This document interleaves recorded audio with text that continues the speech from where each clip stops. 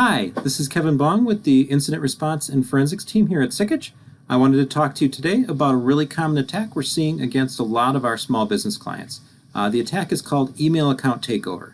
As the name sounds, email account takeover is where an attacker breaks into a mailbox and takes advantage of the messages or the functionality available there. For most of us, this probably isn't a huge deal, though maybe there's a bigger risk than you think. If someone can break into a mailbox, maybe they can use it to reset other passwords, like your password for Google Drive, your password for Facebook, for your bank accounts. There's more power in a mailbox than maybe you think. But actually, these attackers are typically targeting people who do electronic funds transfers. Think about people in accounting functions, accounts payable, accounts receivable, HR payroll, money transfers, people who do membership fees, donations. So there's a lot of people in your organization who might do these types of electronic funds transfers. Once an attacker gets into a mailbox of one of these folks, they're going to lurk there for a while, maybe days, maybe even weeks, and just learn what that person does, who they interact with, what types of messages come and go that they might be able to manipulate to redirect funds.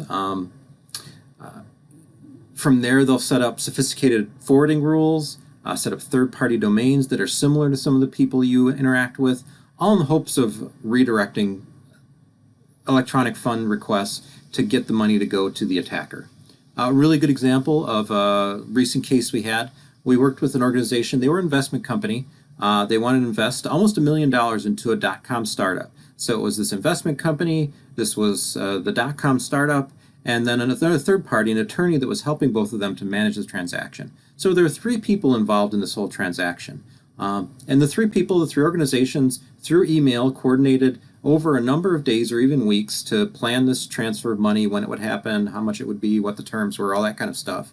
And when it came time to do the transfer, they did the transfer. Well, it was found out after the fact that one of those organizations had someone's email account broken into, and the attacker had been setting up, again, some sophisticated forwarding rules to hide some of the messages that came in, to change some of the messages that came in, to send out messages that only certain parties saw. At the same time, the attacker had set up a similar third-party domain so they could send fake messages to this person. And through all that, they were able to kind of get in the middle of and manipulate this conversation and change the bank account information, basically. So when this large money transfer happened, it went to the attacker's account overseas and not to where it was supposed to go. So you can see from this type of attack, it's maybe pretty hard to detect. Like, if they're in my mailbox, how would I know if they're doing this kind of stuff? It's kind of scary. But there are some things you can do to help protect or prevent this. The first one is multi-step or multi-factor authentication. Add this to your email. You've probably seen this before. It's where on your phone maybe you get a one-time code to log in to your email for the first time, or each time you log in, or a prompt on your phone that says, are you logging in from this computer for the first time? That's multi-factor, multi-step authentication. Your attacker doesn't have your phone, so they're not going to be able to log into your mailbox if they've stolen your password. The next control to add is processes to confirm that any electronic fund transfer request you do via email, that you confirm out of band, usually via phone call. So you want to make sure you're calling the number on file, because the attackers are in these manipulated messages, including their own phone numbers. They're using faxes, they're doing callbacks, all that kind of stuff to make this seem like the normal course of business and not have any red flags that would cause you to second guess this transaction. So you have to call the phone number on file of that other party and say, hey, did you request this transfer or this fund change or this account change? And, oh, here's the new account number. Can you verify it? So you need to verify that account number and all that stuff via voice because anything that's in the email can't be trusted.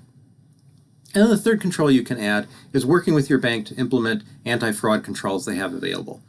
These might be things like dual authorization, where if one person at your organization sets up a transaction, a second person needs to authorize it before it gets processed. So two people are looking at it to make sure the process was followed, the parties are correct.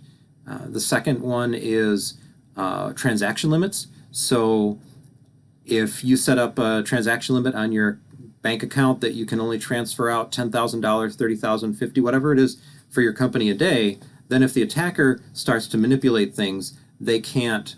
There's a limit to how much money they can steal in any given day.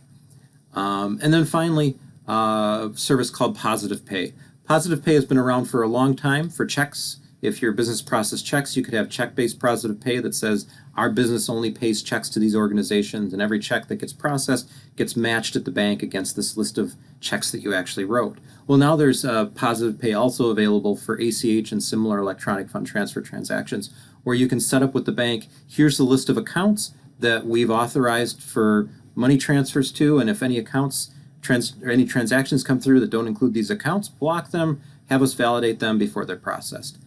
So multi-factor authentication, processes to validate fund requests that come in by email, and finally anti-fraud controls of the bank, all can help you prevent these types of attacks through email account takeover.